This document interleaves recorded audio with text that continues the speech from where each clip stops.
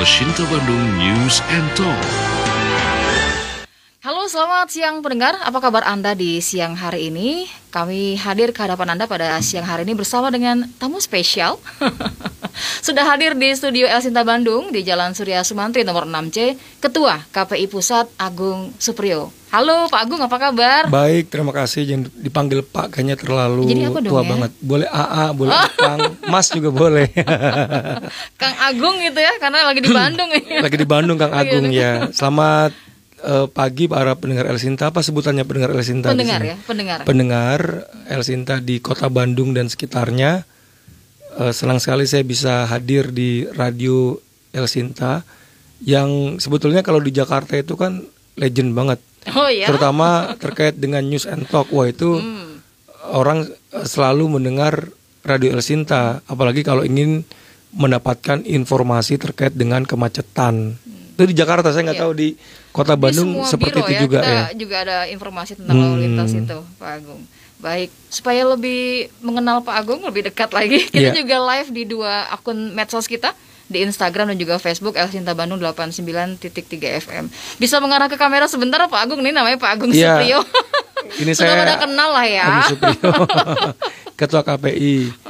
Halo pendengar ataupun netizen ya, kalau ke dimanapun Anda berada. Ya kan kalau medsos bisa dilihat. Betul. Bukan hanya di Indonesia ya, bahkan di seluruh dunia. Amin, amin.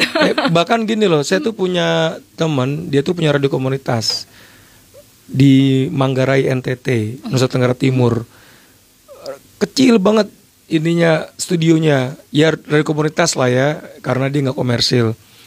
Tetapi pendengarnya itu kebanyakan orang NTT yang bekerja di luar negeri, karena dia streaming juga siarannya, tuh keren banget. Memang targetnya mereka atau? Awalnya sih enggak, awalnya radio komunitas kan cuma melayani komunitas 2,5 km, radius 2,5 kilo kan. Nah, dan hidup dari iuran pelanggan, iuran dari komunitasnya, saling iuran. Nah, tiba-tiba karena teknologi sudah berkembang pesat, dia pakai streaming. Ternyata pendengarnya bukan cuma 2,5 kilo radiusnya, tapi jauh melebihi batas geografis Indonesia, lintas benua. Wow. Nah, ini teknologi memang membuat kita menjadi sangat dekat ya, sangat dekat, bahkan bisa sangat akrab. Cuma sayangnya sama yang jauh akrab, tapi yang dekat malah nggak akrab. Kadang-kadang kan anak protes, anak saya tuh papa kok gadget terus. Ya itu dia nggak boleh sebetulnya. Gitu. Jadi ya. Harus seimbang ya. Harus seimbang. Nah ini PR kita nih. Oke, that's why tema kita pada siang hari ini masa depan radio di era digitalisasi. Agak ngeri dengarnya masa depan. Memang mau kayak gimana sih masa depan radio kita, Pak Agung? Jadi kalau kita bicara digitalisasi, sebetulnya Indonesia ketinggalan jauh dengan negara-negara lain. Contoh, contoh misalnya revolusi industri, ya memang ini 4.0, ya tetapi teknologi internet di banyak negara itu sudah 5G. Di Malaysia sudah 5G, di Singapura sudah 5G. Sementara kita masih 4G gitu. Terus handphone yang dijual juga masih 4G. Jadi kesannya itu kalau saya lihat di luar negeri itu kan udah pasti 5G yang dijual. Nah di Indonesia tuh ya karena di sana pasti kalau 5G nggak laku, jual 4G udah ditinggalkan, akhirnya dijual ke Indonesia. Jadi kesannya tuh Indonesia tempat pembuangan teknologi. Nah kenapa? Ya karena kita belum upgrade digitalnya. Nah kalau kita mau upgrade digital menjadi bukan lagi 4G ya, tapi 5G ya, maka harus ada yang berubah. Yang berubah itu adalah frekuensi TV. Nah, nanti kita bicara radio. Nah, kenapa frekuensi TV? Karena TV ini menggunakan frekuensi secara boros. Jadi nggak ada sisa untuk internet. Nah, itu dia. Borosnya tuh gini, satu TV memakai satu frekuensi. Itu boros ya? Boros banget. Satu TV, satu frekuensi. Kalau di nasional ya, itu sudah ada 18 TV. Dia 18 frekuensi dipakai. Nah sementara nggak ada sisa nih untuk internet. Nah, kira-kira gitu sederhananya. Sementara masyarakat kita kan semakin lama semakin butuh internet. Ya. Mobilenya tinggi ya. Mobilnya tinggi, bukan hanya pemerintah ataupun bisnis ataupun mereka yang tinggal di kota. Sekarang itu desa-desa juga butuh internet. Kemarin tuh saya ketemu sama Kang Emil di acaranya Forum Pemret. Kang Emil cerita, sekarang itu makanin ikan, peternak itu udah pakai gadget. Jadi otomatis gitu, sudah diatur. Dulu kan masih pakai manual, ngasih pur. Sekarang jam sekian pakai internet, otomatis turun sendiri. Terus padi gitu juga sudah pakai IT semua. Artinya bahwa ini bukan spesifik untuk perkotaan. Internet bahkan sudah masuk desa. Nah, sementara di tempat lain sudah 5G, kita masih 4G. Nah, itu pertama tadi TV ya. Konsekuensinya adalah TV ini harus pindah ke digital, bukan lagi analog. Sekarang TV ini analog ya, sekarang ini. Mungkin para pendengar El Sinta tuh sering mendengar pemerintah ini, ayo kita beli TV digital. Nah, kenapa? Karena memang pemerintah tuh mau memindahkan frekuensi televisi dari analog ke digital. Nah, apa bedanya dengan analog tadi? Yang pertama nggak boros. Jadi satu frekuensi di digital itu bisa muat 12 TV. Ringkas kan? Iya, iya. Jadi kalau 18 TV tadi Bisa saya satu, ya? gambarkan bisa 2. Oh, bisa 2 ya. Itu pun masih banyak slot, masih banyak sisa. Tuh bayangkan. Gitu. Ya, pindah ke digital. Dan kualitas gambarnya nggak menurun, malah lebih bagus. Lebih bagus ya. Kalau Stabil ya? wah lebih jernih. Kalau sekarang kan kalau TV analog ya, itu kan mengandalkan antena. Ya. Jadi kalau antenanya nggak nangkep sinyal, wah diputer-puter dah tuh. Pokoknya mengarah ke pemancarnya TV kan gitu. Iya, Baru jernih itu pun nggak jernih banget, masih banyak semut. Nah, makanya orang kemudian berlangganan, berbayar tiap bulan untuk mendapatkan kualitas gambar yang jernih. Karena kalau kita pakai decoder ya, itu memang dikonversikan dari analog ke digital. Tapi kan berlangganan, berbayar tiap bulan. Nah, kalau TV nanti pindah ke digital, orang nggak perlu berlangganan tiap bulan, sudah akan dapat menikmati atau menonton gambar yang lebih jernih.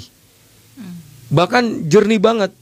Jadi nggak ada semut lagi, nggak ada noise lagi, suara juga terdengar lebih renyah lah gitu. Bahkan muka itu ada, wah artis bicara ke saya, wah nanti muka kita tuh di TV menjadi kelihatan jerawatnya.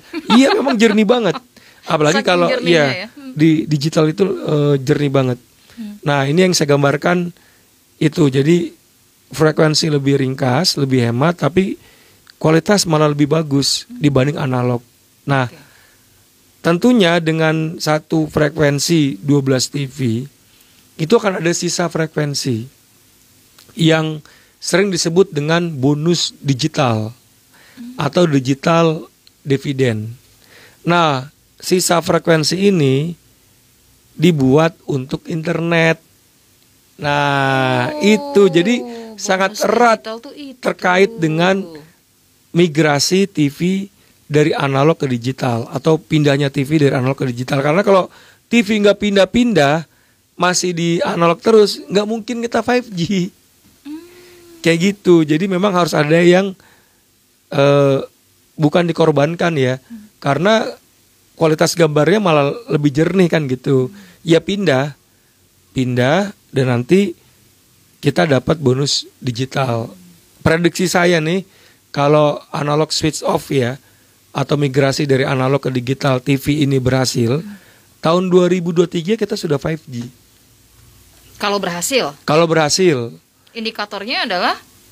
Ya indikatornya semua pemerintah kan buat planning. Kemudian Undang-Undang Cipta Kerja sudah menegaskan, tertulis ya di pasal 60 ayat A itu bahwa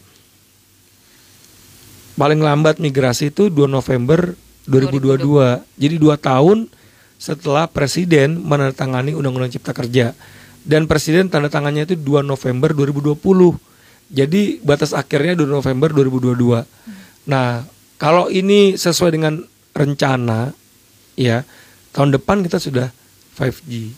Nah, 5G apa kelebihannya? Kemarin tuh saya bincang dengan Kominfo. Kan Kominfo itu terlibat dalam penyelenggaraan MotoGP di Lombok, Nusa Tenggara Barat. Nah, bentuk keterlibatannya itu adalah di situ di trial 5G, dicoba tuh 5G karena banyak banget orang, wartawan, bahkan TV juga pakai teknologi 5G. Ya, jadi udah nggak lagi pakai 4G apalagi analog, jadi sudah sudah digital semua. Diterapkan, ternyata kecepatannya dibanding 4G ketika di trial itu 200 kali lipat kecepatannya. 200 kali lipat. Jadi kalau kita kirim file PDF nih, saya kirim ke Mbak siapa namanya? Mbak Heni. Ya kalau pakai 4G kan masih muter. Ini langsung. Oh, itu langsung. Pakpok. Itu luar biasa. Jadi kalau kita streaming juga nggak patah-patah tuh. Nggak ada buffering ya. Nggak ada buffering karena bagus banget. Makanya di luar negeri itu sukses ada kolaborasi. Ini kolaborasi sesungguhnya ya. Kalau kita kan kolaps masih manual gitu. Kalau di sana kolaborasi sudah interkoneksi antar sistem. Wow. Ya, rumah sakit dengan asik banget ya. Dengan petugas tol misalnya, dengan semua itu jadi satu. Peternakan, industri, kemudian pertanian itu sudah dikelola dengan gadget dan betul-betul orang mengenai kolaborasi benar, transparan. Jadi ibarat kata begini, ekspor kita berapa sih, kita mau impor beras karena penduduk ini sekian banyak gitu, kemudian tingkat produksinya berapa, kita harusnya impor berapa supaya tidak menyusahkan petani kan. Kalau impor banyak, petani pas panen, wah harga bisa hancur. Nah ini bisa dilihat dari kolaborasi tadi. Jadi menarik banget, transparan, lebih efektif dan efisien. Nah apalagi buat netizen yang suka buat konten, suka buat Zoom meeting, itu keren banget deh pokoknya. Ya artinya itulah yang disebut dengan upgrade digital. Nah nampaknya selama ini kita mindsetnya terbalik ya. Kita berharap digitalnya nyamperin kita. Ya itu nggak nyamper karena itu. Karena memang karena belum pindah TV-nya. Kondisi kita sudah layak sebenarnya untuk bisa langsung ke 5G tanpa harus. Sudah layak. Dalam pengertian kalau layak tuh begini. Ya mau nggak mau kan ini teknologi ya. Pasti mau nggak mau kita akan melalui atau menikmati teknologi ini cepat atau tidak gitu. Nggak bisa dihalangi. Nah ini kebutuhan ya. Ada survei dari Boston Consulting Group, ini juga kayaknya dikutip juga oleh Kang Emil ya. Tapi intinya sama, kalaupun Kang Emil merefer penelitian yang berbeda sama. Jadi gini, akan muncul lapangan pekerjaan baru yang terkait dengan digital, terkait dengan internet. Dan akan mati lapangan pekerjaan yang sudah lama. Ya contoh misalnya begini, petugas tol selesai.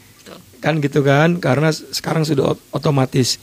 Nanti kalau 5G yang akan tumbuh itu lebih banyak dibanding yang mati tadi. Dan kita harus bersiap nih dari sekarang. Bersiap artinya universitas ataupun perguruan tinggi harus menciptakan kurikulum yang adaptif dengan perkembangan teknologi. Itu aja PR-nya harus. Ya, PR-nya. Tapi kalau kemudian universitas belum menyiapkan, masih gaptek karena baby boomers katanya, orang-orang pengelolanya tuh lulusan tahun 70-an misalnya. Ini hal yang wajar. Inilah yang disebut dengan disrupsi. Teknologi duluan, masyarakat pengguna lebih cerdas ya, lebih menikmati, tetapi kemudian perguruan tinggi atau peranata-peranata lain itu belum siap. Nah ini namanya disrupsi. Cuman ya mau nggak mau kita harus melewati ini. Ya kalau nggak siapnya itu juga gini, masyarakat itu kan di era digital ini bisa menjadi jurnalis, Semuanya ya. Semua Tanpa warga harus negara. punya latar belakang Iya, jurnalis. iya, bayangin orang foto Citizen di-upload, jurnalis. iya, terus kemudian buat berita, makanya banyak hoax segala macam kan. Nah itu aja yang perlu dipersiapkan. Saya sih sering usul ya ke pemerintah. Kalau literasi itu artinya membuat pencerahan kepada netizen dilakukan secara parsial, itu nggak mungkin deh. Secara parsial itu artinya gini, sering kan seminar literasi ke daerah seminar. Nggak cukup ya? Itu nggak cukup banget. Jadi yang harus dilakukan itu adalah terstruktur, sistematis, dan masif, TSM. Dan itu hanya bisa dilakukan lewat institusi yang namanya pendidikan. Ayo buat kurikulum literasi digital yang diinsert dari tingkat dari SD sampai SMA. Itu aja tuh, dibuat deh. Negara lain sudah, Kanada sudah, tinggal diadop aja. Jadi nanti ketika siswa itu pegang handphone, dia sudah tahu mana yang benar, mana yang salah. Setidaknya ada semacam pembekalan lah. Karena di sekolah dilakukan pendidikan terkait dengan literasi digital. Apalagi kemudian kalau dalam literasi digital itu diorientasikan buat siswa ya bahwa internet ini, platform baru di 5G yang nanti makin cepat, itu bisa digunakan untuk produktivitas. Apa, untuk jualan, untuk ya banyak banget. Tapi pemerintah bagus. Kemarin tuh saya dengar Sandiaga Uno ya, itu dia bilang lucu juga sih, ya konten di YouTube yang followernya banyak kan gitu kan, dia bisa menghasilkan lewat iklan, itu ternyata bisa menjadi itu loh, agunan loh. Jadi kalau kita utang bisa pakai itu. Jadi sudah keluar juga ya. Bagus juga. Artinya sudah mulai melihat ke depan. Ke depan itu kayak gini. Jadi ada nilai jualnya juga. Itu dia. Jadi ya udah bagus ya, artinya betul. Mengkonsolidasi ataupun mengkondisikan orang untuk kemudian jadi kreatif di internet. Atau kalau kita sudah kreatif, ya lu dihargai oleh government. Lu kalau menghasilkan, kan lu bisa dilihat tuh setiap bulan lu pemasukan berapa, itu bisa jadi agunan konten lu itu. Itu luar biasa sih. Itu ke depan. Ke depan itu kita sudah akan seperti itu. Kalau TV sukses migrasi dari analog ke digital. Nah, bagaimana dengan radio? Ini dia. Nah, radio tuh kalau perlu nggak sih radio itu ke digital? Ya kalau TV kan seluruh negara itu sudah pindah, kecuali beberapa negara lah, kayak Indonesia, Timor Leste kan gitu kan. Tapi kalau Malaysia, Singapura itu udah, Thailand sudah. Nah, Indonesia ketinggalan banget. Padahal Indonesia tuh dulu katanya pelopor di ASEAN pertama kali untuk digital. Tapi ya udahlah. Nah, sekarang bagaimana radio? Beda dengan TV. Kalau radio itu banyak banget negara belum migrasi karena memang urgensinya tidak seurgent TV. Ya, artinya kalau TV itu pindah akan ada bonus digital. Kalau radio enggak? Belum. Why? Ya itu karena sudah masuk ke TV sudah ini itu ya, itu yang pertama aku bilang itu. Yang kedua, negara yang sudah digital tuh Norway. Cuma Norway, cuma gagal. Kenapa? Ya gagal. Nah, ini saya terangkan. Yang pertama ya, masyarakat itu butuh receiver. Receiver itu radio-radio yang bisa menerima siaran digital kayak TV kan gitu. Nah, kalau TV itu sejak tahun 2000 udah dijual tuh TV digital. Sudah dijual dengan analog dan digital. Nah, buat para pendengar ataupun netizen nih yang nonton, coba dicek TV-nya, itu biasanya ada istilah-istilah digital. Misalnya DVB-T atau DT atau DV. Itu sudah disediakan ya perangkat itu di dalam. Udah. Nah, kalau untuk TV, kalau kemudian masyarakat belum memiliki TV digital, itu harus beli decoder. Harganya antara 150 sampai 300-an lah harganya. Dan itu yang kalau beli, saran saya sudah tersertifikasi oleh Kominfo. Ibaratnya sudah kalau mainan tuh lulus uji lah ya. Lulus uji atau ada SNI-nya kira-kira begitu. Nah, Tapi dia beli sekali seumur hidup. Kecuali kalau rusak gitu ya. Iya, kalau rusak beli. Makanya beli yang garansi tersertifikasi. Iya. Nah, Okay. kalau radio saya lihat ya mayoritas 99% lah itu radionya masih analog. Bahkan mobil itu walaupun pencetannya digital itu masih analog sebetulnya. Jadi harus masyarakat ketika pindah ke radio ke digital dia harus beli lagi. Ya gitu, beli radio karena cuma Norway, jadi produksi radio digital juga nggak banyak seperti TV. Makanya ketika negara-negara sudah digital di luar kita, kan otomatis produsen TV memproduksi TV digital kan, termasuk di Indonesia walaupun nggak dia dijual juga, gitu. Nah sekarang saya dengar Kominfo dengan Mendak lagi berkoordinasi untuk kemudian tidak lagi menjual TV analog, gitu. Ya karena sudah kalau orang beli buat apa? Iya, buat apa? Karena tahun depan sudah digital. Gitu. Bahkan rencananya tuh juga ada ini loh, buat TV yang masih analog tukar tambah. Ada program nanti ya lagi koordinasi dengan kayak Polytron, Samsung kayak gitu. Merek ya karena kan TV analog udah nggak mungkin bisa dipakai. Ya nggak tahu untuk produsen mau diapain kita nggak tahu. Cuma gini.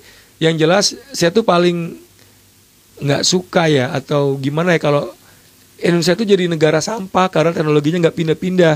Kayak tadi 4G dijual, nanti kalau kita belum migrasi TV analog dijual. Jadi yang udah nggak kepake di luar negeri dijual di Indonesia itu bisa kan diatur sebenarnya soal 4G ini kan supaya nggak masuk terus ke Indonesia.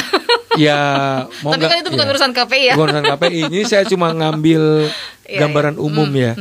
Artinya kalau kita nggak pindah ya negara kita jadi tempat sampah. Nah, kembali ke radio. Radio itu ya nggak pindah karena receivernya atau radio yang dimiliki masyarakat masih analog. Bahkan mobil juga masih analog. Itu yang terjadi di Norway hingga akhirnya mereka gagal. Iya, di Norway gagal. Gitu. Jadi nggak sukses. Lalu kemudian sama kayak TV. Kalau TV ketika pindah, TV akan semakin banyak. Nah, TV itu akan menghadapi persaingan yang sangat ketat. Karena kue iklannya nggak bertambah, cuman segitu-segitunya doang. Apalagi pandemi, TV makin banyak, adu-aduan konten. Berkahnya buat penonton variatif kan. Saya tuh bisa nonton TV makin variatif dan kemudian yang paling bagus yang mana. Terseleksi lah ya nantinya. Wah di Italia tuh banyak TV yang kolaps, berguguran. Di Thailand bahkan TV assisting yang sudah lebih lama tuh 2 TV selesai. Memang persaingannya sangat ketat di TV. Nah kalau radio dibuat begitu, nanti Elsinta punya saingan banyak tuh, karena akan muncul juga dengan penghematan frekuensi, dengan sistem tadi saya bilang satu frekuensi dengan 12 TV. Radio gitu juga, satu frekuensi bisa banyak radio. Nah saya sih tanya sih ke pemilik radio, termasuk yang PSSN itu, pengurusnya mau nggak? Jangan pindah gitu. Kita nanti saingannya makin banyak. Ya cuma gini. Padahal nggak gitu juga sih sebenarnya. Ya lebih kalau pertimbangan pemerintah, saya melihatnya secara pribadi itu karena memang belum saatnya. Apalagi receiver masih radio masih analog ya. Di luar negeri karena memang belum ada migrasi cuma tadi Norway. Jadi ya semua masih pakai analog dan sekarang malah streaming. Terus kemudian podcast, terus apa lagi itu? Banyak hal lah ya. Banyak hal yang di create dengan teknologi digital. Jadi radio tuh kayaknya nggak menjadi prioritas bukan hanya di Indonesia tapi di banyak negara di dunia. Tapi saya kebayangnya gini loh, kalau memang tadi TV akan ada bonus digital gitu ya, radio oke lah belum begitu ya. Ini semuanya akan mempengaruhi budaya kita, akan mempengaruhi karakter bangsa kita, sistem pendidikan kita juga akan berubah, iya nggak sih? Oh iya dong. Kalau budaya ini mau nggak mau ya, nggak mau tuh akan tergerus. Misalnya begini, anak saya itu ada 3 anak saya. Yang pertama umur mau 14 tahun, yang kedua 13 tahun, yang ketiga ini mau 6 tahun. Tiga-tiganya udah lebih canggih dari ortunya. Mainin, saya kadang-kala ke anak saya nih, apa sih kamu beli game apa, Dana tuh gimana cara operasiinnya? Wah dia udah ngerti umur 6 tahun. Nah apa tuh namanya, mau nggak mau kan itu ada globalisasi. Internet itu yang tadi saya katakan di awal, itu kan tidak kenal batas-batas negara. Kita dapat melihat tayangan dari luar negeri bahkan tanpa filter, kita bisa lihat, dan ini sangat mempengaruhi karakter kita, budaya kita. Nah makanya saya tuh sering ngomong, ayo literasi digital deh dari sekolah, pendidikan itu. Jadi diimbangi. Nah sehingga kemudian anak-anak kita, termasuk kita juga lah, itu bisa membentengi, bisa memilih dan memilah mana konten yang bagus, mana yang tidak, mana konten yang positif, mana konten yang negatif. Itu dia. Jadi Ya, kata kuncinya itu ya, literasi. literasi saya sampai Malaysia itu kan lebih maju ekonominya ya daripada Indonesia. Dia sudah digital lebih dulu dari kita. Udah migrasi TV-nya lebih dulu, baru beberapa tahun sih, nggak lama.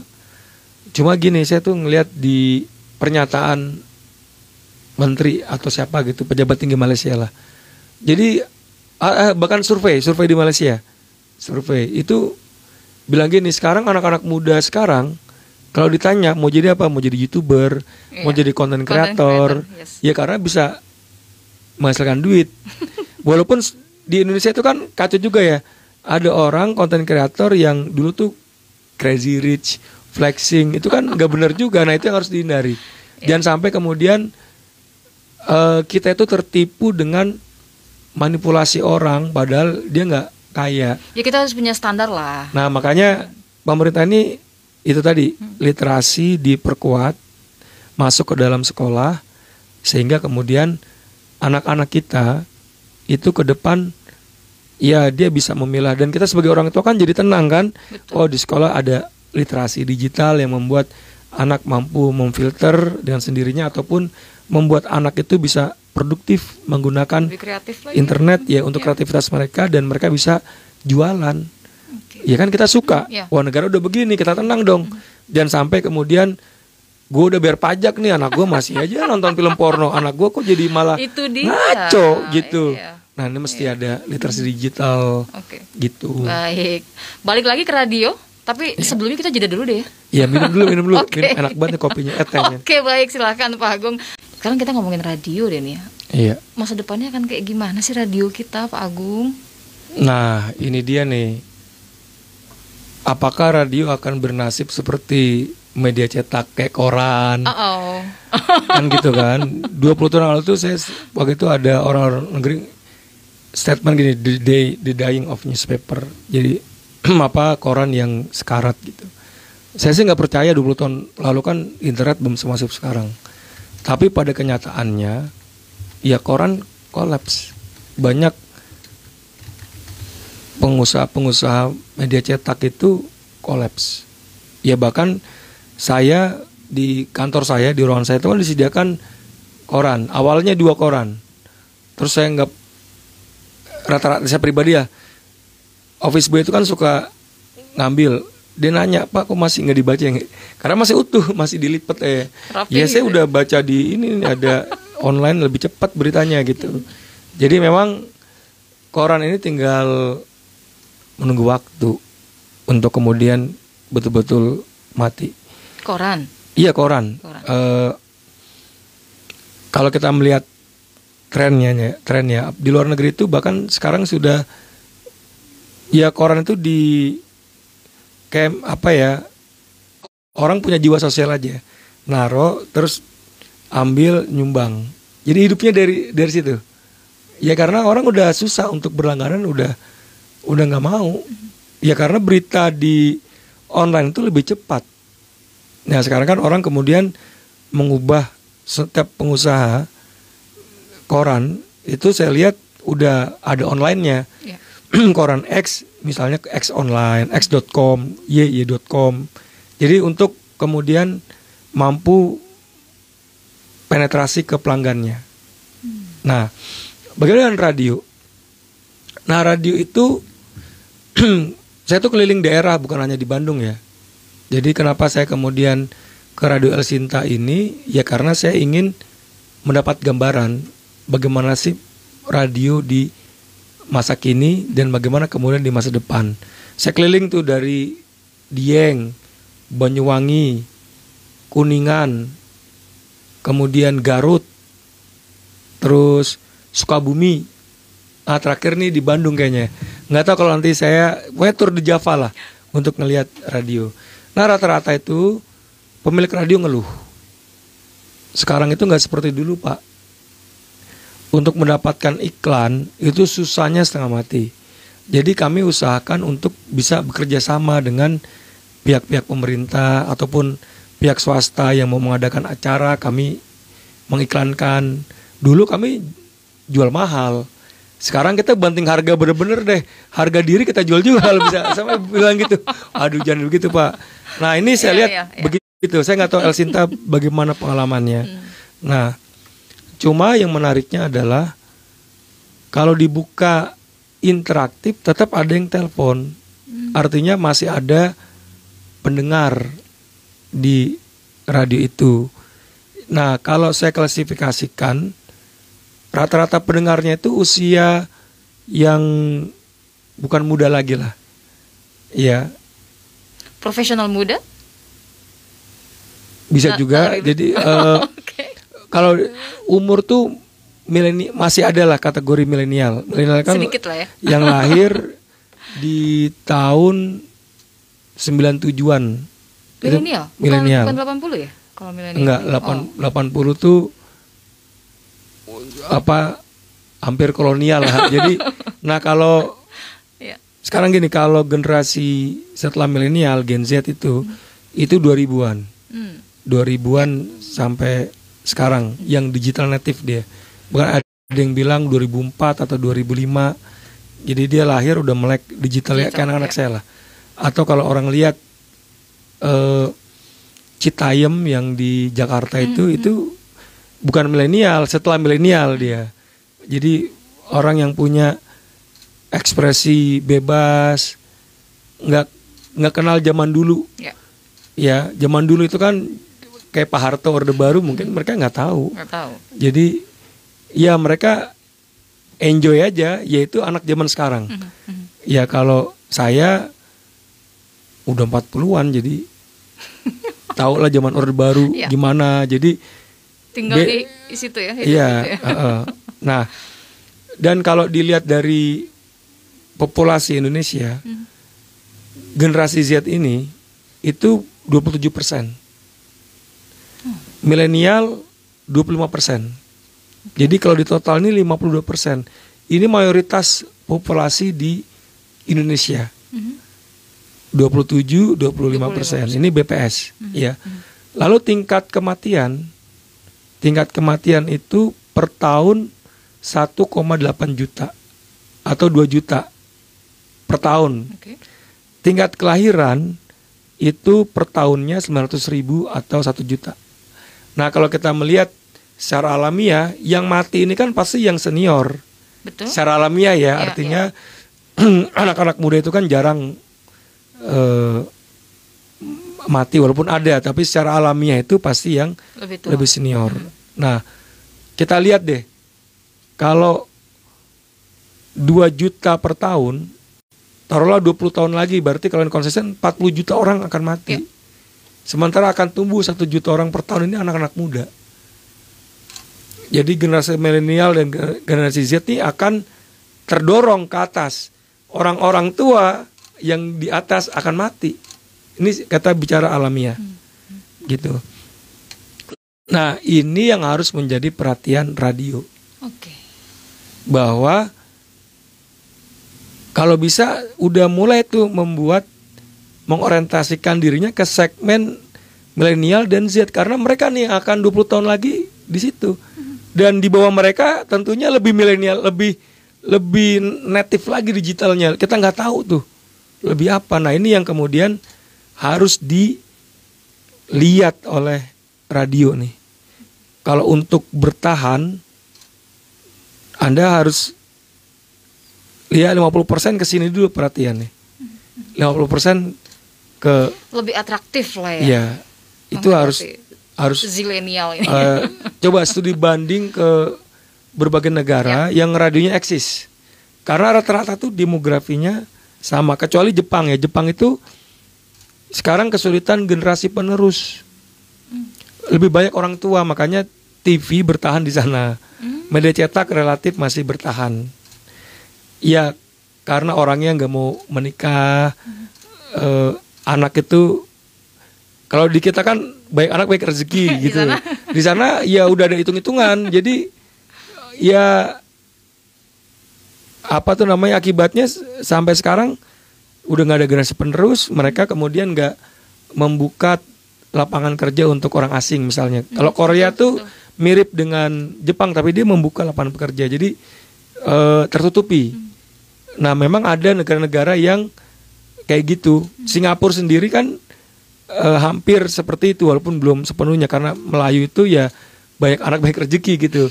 Tapi pemerintahnya ini sampai buat insentif, kalau lu kawin, pemerintah ngasih apartemen, anak keberapa ditanggung. Nah kalau kita bonus demografinya kayak gini. Nah ini yang harus dilihat, dicermati. Makanya belajar dari negara-negara maju ya, yang demografinya kayak kita dan radionya tuh bertahan. Nah itu harus dibanding tuh.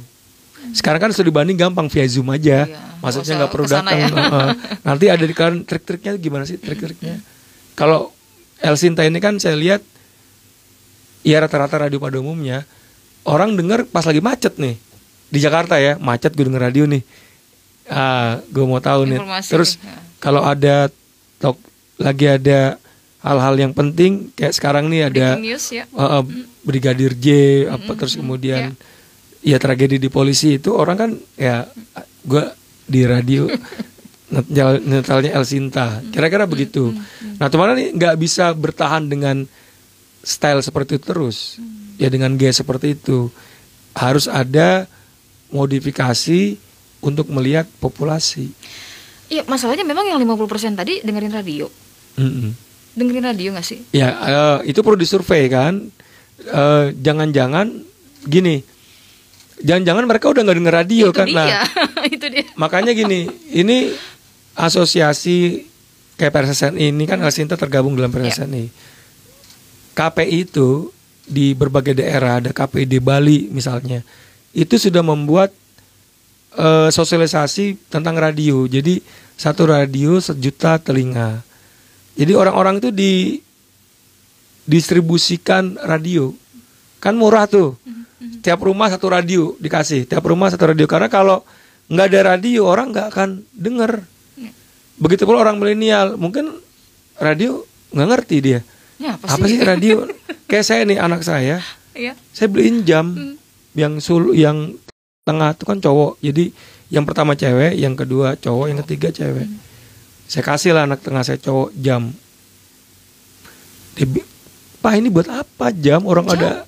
ada handphone kok bisa lihat jam di handphone. Ini buat apa? Apa fungsinya nih?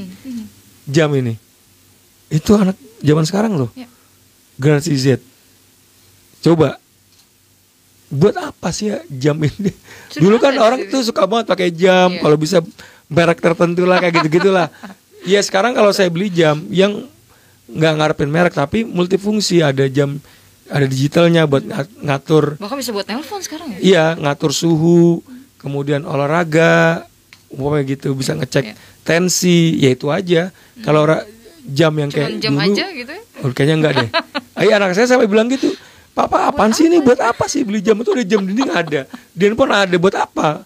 Jadi ribet aja pakai jam. Nah itu makanya coba sampai sekarang untuk membuat masyarakat tetap mendengar radio, tetap tahu radio, terutama anak-anak muda, itu ayo 1 rumah 1 radio. Gerakan itu ya? Ya gerakan, bisa ke dulu KPD Bali dibantu oleh Pemprov Bali. Berhasil? Setidaknya kan radio eksis lah di Bali, setidaknya. Cuman kalau apakah kemudian anak muda kalau sasarannya kembali mendengarkan radio, itu perlu ada survei.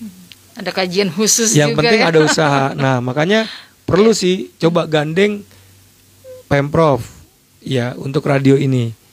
bagaimana kemudian kita bisa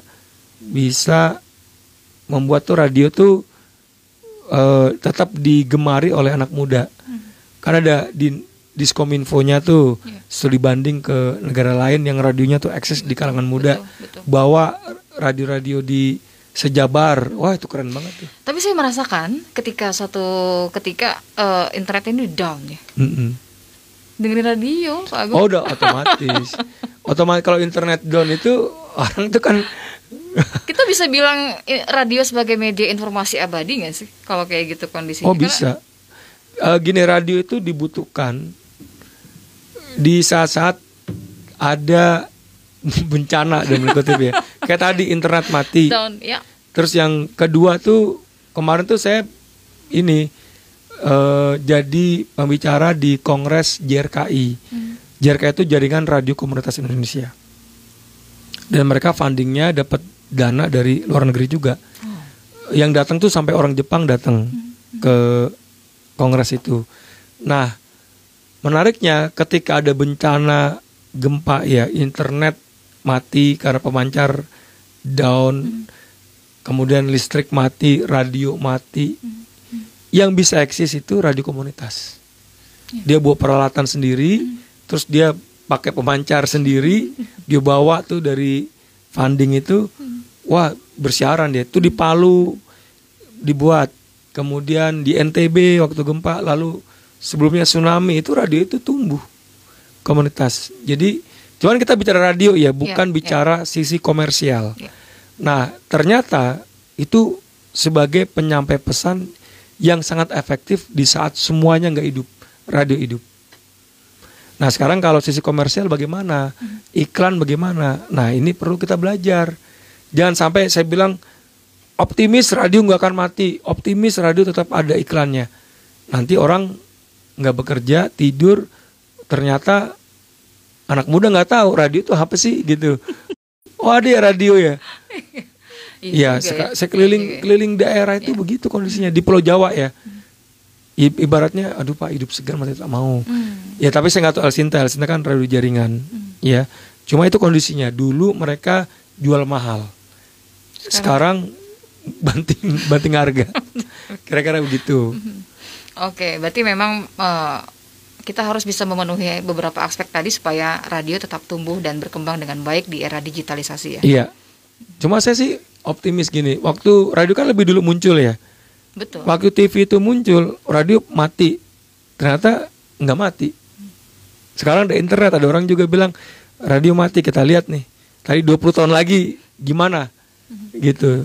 Masih mampu nggak dia mematahkan prediksi orang, gitu. Jangan-jangan malah TV yang mati, radio yang eksis. Kita nggak tahu juga ini.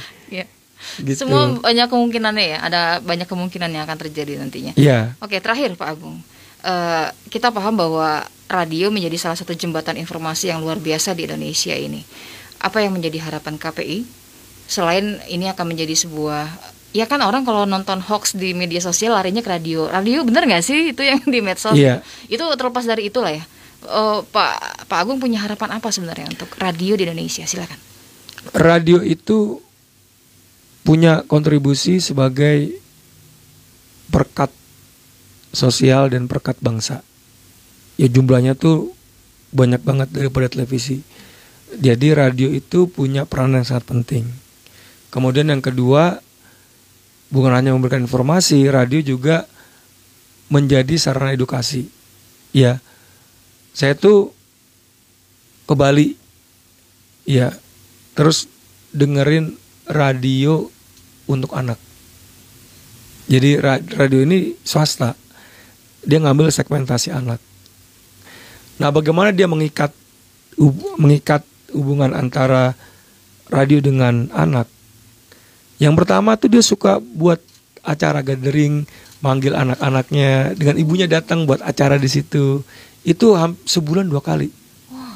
Dan banyak yang datang tuh banyak. Nah, yang kedua, dia tuh buat semacam apa ya, kayak storytelling. Jadi ada bercerita, ya? Orang yang cerita, dan itu saya hadir bagus banget. Pakai kadang bahasa Indonesia, kadang bahasa Bali, dan ini disukai banget oleh warga Bali. Nah, ini radio nih, dia lebih dekat dengan pendengarnya. Iya, kalau TV itu kan nasional tuh siaran, jadi semakin lebar semakin nggak deket, tapi semakin kecil lingkupnya itu semakin dekat. Kayak Elsinta Bandung, Intimate, ya Bandung semakin Ya. intim. Ya. Jadi inilah yang kemudian harus dibina oleh radio. Setuju. Keeksistannya tuh di sini. Jadi mengukurnya dan kemudian membuat loyalitas ya. Jadi orang tua bawa anaknya, ya orang tua merasa terbantu, anaknya dengar radio. Jadi udah diperkenalkan tuh. Ya artinya radio kan juga akhirnya punya nilai lebih karena dia kemudian ya orang tua menitipkan anaknya dengan mendengar radio. Itu kan kelebihan karena radio ini setiap saat mengundang anak-anak ke studio. Itu luar biasa banget membangun loyalitas di pendengarnya. Makanya KPI memberikan anugerah buat radio itu. Namanya anugerah penyiaran ramah anak. Nah, Sabtu depan kami juga apral lagi tuh. Kami juga akan menilai radio mana yang ya kayak Bali lah, yang konsisten siaran kepada anak dan kemudian menciptakan loyalitas antara keluarga dengan radio itu. Nah, ini yang nggak bisa dimiliki oleh TV. Ya.